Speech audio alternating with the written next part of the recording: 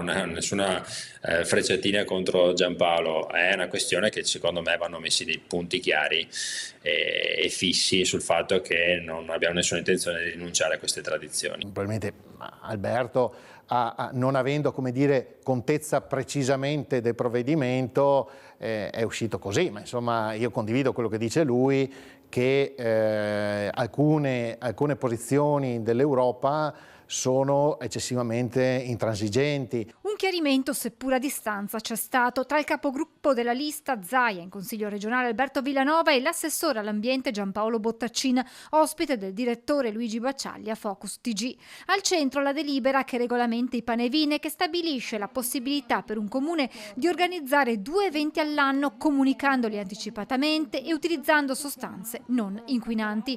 È proprio sul termine eventi che l'assessore all'ambiente fa la prima puntualizzazione. Il che significa che un sindaco lo autorizza nel suo comune in occasione dell'evento il Pan e Vin, ma se tradizionalmente in quel comune, faccio un esempio, venivano fatti 3 falò, può autorizzare 3 falò, perché si parla di evento, non di numero di falò.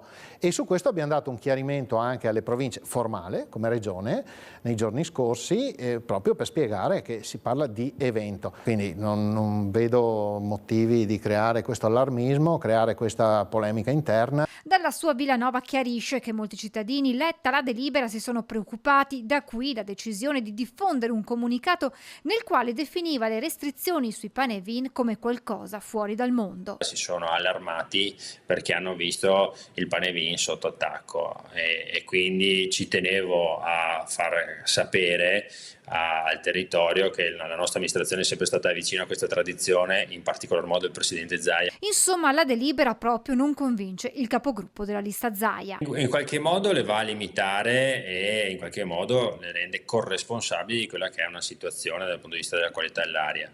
Ripeto, non credo sia un giorno all'anno che va a modificare così tanto quella che è la situazione ambientale della nostra regione e credo che con il contributo attivo delle Pro Loco, che si sono sempre rese molto disponibili, si possa mantenere in piedi una tradizione che è ben voluta da tutti nel nostro territorio, che come dicevo prima va assolutamente mantenuta. Tradizione che anche Bottaccin assicura non verrà toccata. Vi ringrazio per darmi la possibilità di chiarire e rassicurare tutti i veneti che non ci sarà alcun blocco del pan e vin, verranno garantite le tradizioni.